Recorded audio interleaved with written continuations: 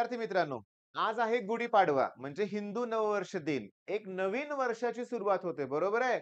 आणि ही सुरुवात जबरदस्त होणार आहे. मला माहिती आहे, हे जे नवीन वर्ष आहे ना, हे आपल्या आयुष्यात एक नवीन उमेद घेऊन येणार आहे. आपण करतोय जे खूप छान करतोय. मी तुम्हाला सांगू का? झालं केलेलं सगळं संपलेलं आहे. ते विसरून जायचं आहे आपल्याला आणि एक नवीन सुरुवात करायची आपल्याला. आणि ही सुरुवात आपल्याला यशाच्या शिखराकडे घेऊन जाणार आहे. मी देवाजवळ प्रार्थना करतोय, की इथून पुढं तुमचा प्रत्येक दिवस आनंदात जावा. हां, केवळ याच वर्षाचा नाही, आयुष्यभर. पण आयुष्यभर आपला प्रत्येक दिवस, प्रत्येक क्षण आनंदात आनंदात आपल्याला घालवायचा आहे ना, मग ते आपल्याच हातात आहे. मी तुम्हाला सांगू का, छोट्या-छोट्या गोष्टी असतात. तणाव घ्यायचा नाही. ओके. वाद-विवाद टाळायचे म्हणूया आपण. बघा, तर मी तुम्हाला सांगतोय वाद-विवाद टाळायला फार अवघड गोष्ट आहे. माझ्या अनुभवातून मला माहिती आहे. पण शक्यतो शकतोय आपण, मग टाळायचंय. आणि अभ्यास मात्र ना एक वेगळ्याच लेव्हलला नेऊन पोहोचवायचा आहे आपल्याला. आता शुभेच्छा तर देऊन झाल्या. तुम्हाला माहिती आहे आज गुढीपाडव्याच्या दिवशी आपली आहे फुल लेंथ टेस्ट. सगळ्यांसाठी फ्री आहे. तुम्ही ॲप तर डाउनलोड करा. त्याच्यामध्ये तुम्ही टार्गेट सी नावाची जी बॅच आहे त्यात एंटर करा. ओके. त्यात ऑल टेस्ट नावाच्या फोल्डरमध्ये जाऊन तुम्ही फुल लेंथ टेस्ट 5 हां, 5वी फुल लेंथ टेस्ट आहे. मी तुम्हाला सांगू का? ही 5वी फुल लेंथ टेस्ट द्या आणि ह्या 5 टेस्टचा जरी तुम्ही अभ्यास केला ना, तरी तुम्हाला सी-ईटीला चांगले मार्क पडतील. मी तुम्हाला सांगू का? तेवढंच करायचं नाहीये, खूप करायचं आहे. बरं थांबा.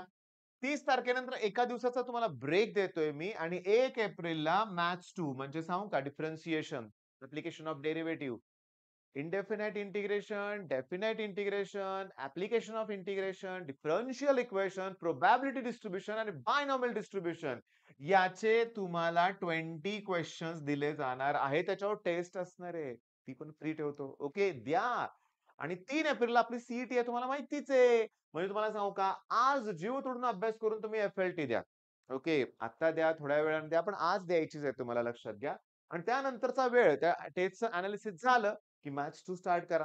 1-1.5 दिवसाचा गॅप मिळतोय. मॅथ्स 2 फिनिश होईल. तुम्हाला माहिती आहे ना, मॅथ्स 1 तुम्ही केलेलं आहे ऑलरेडी. आता मॅथ्स 2 करतंय. मग काय जबरदस्त होणार आहे. आणि 3 एप्रिलला सी टेस्ट झाल्यानंतर सुद्धा 4 तारखेचं, 5 तारखेचं, 6 तारखेचं, 7 तारखेला डेली टेस्ट तुम्हाला दिल्या जाणार आहेत. मग आता वाट कसली बघताय? नवीन वर्षाची नवीन सुरुवात, उमेदीनं सुरुवात करायची आपल्याला लक्षात घ्या. जोमानं सुरुवात करायची आहे. टेस्ट द्या.